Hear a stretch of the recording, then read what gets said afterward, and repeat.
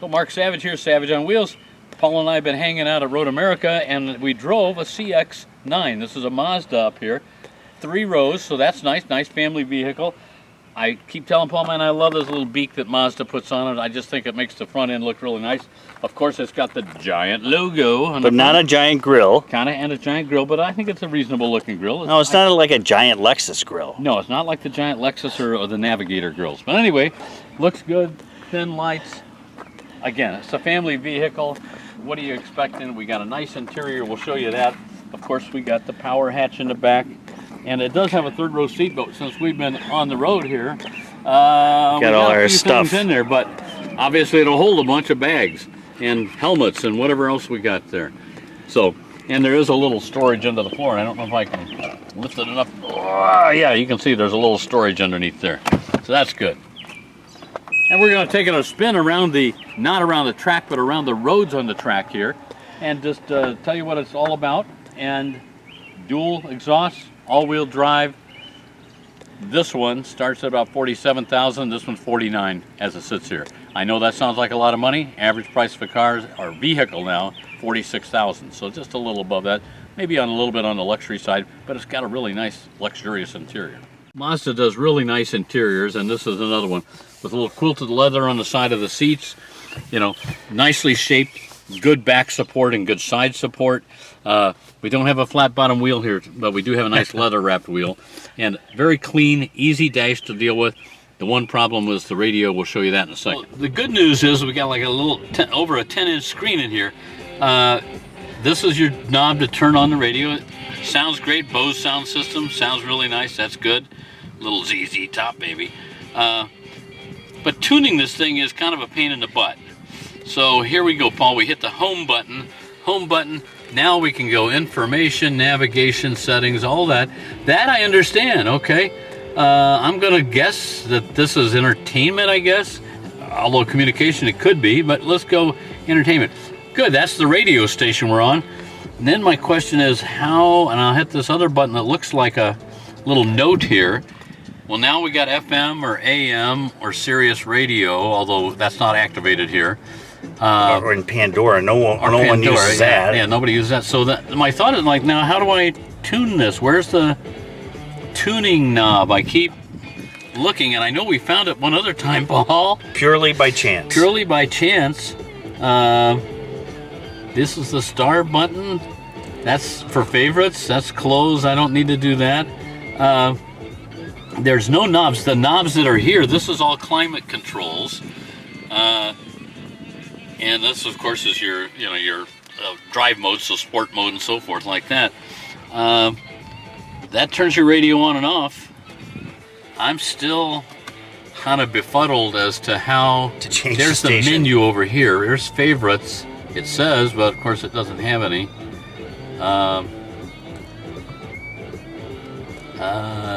I keep hitting that for menu. Okay, there's station list. That's how we found it. That's right. Okay, now station list. Oh, good. It lists all the radio stations that it's getting right now.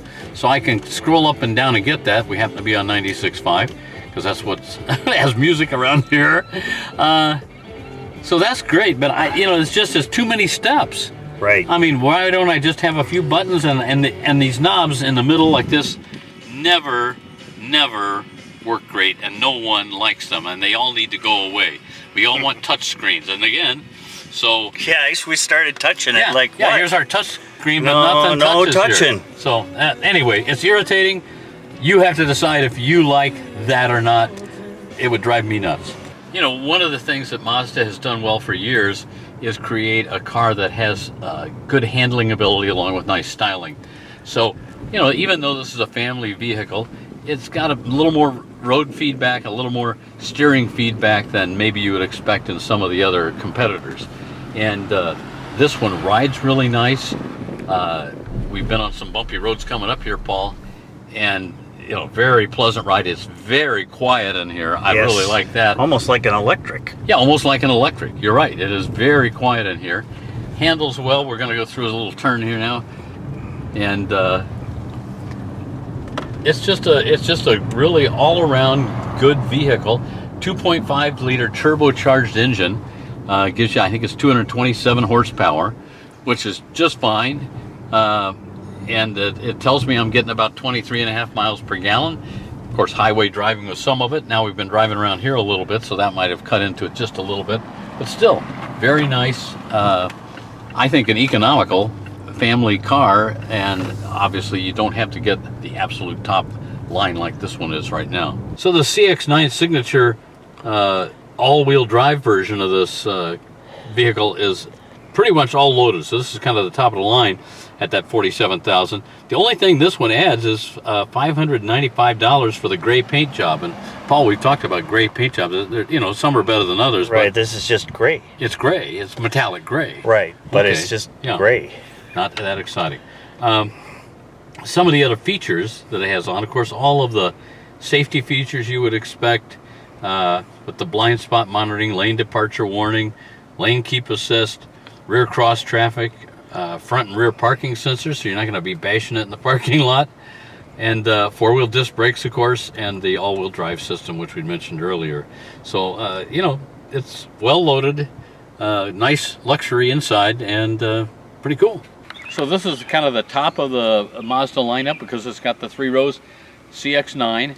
They started a CX-30, which is really sporty and fun to drive, and I think I named it my car of the year a couple years ago. It's got a turbo now, that makes it even better.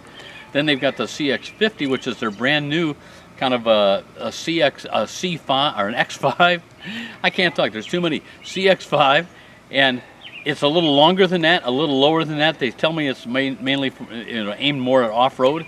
But, and then, you know, so you got CX-30, CX-50, CX-5, CX-9, and all nice family vehicles from Mazda.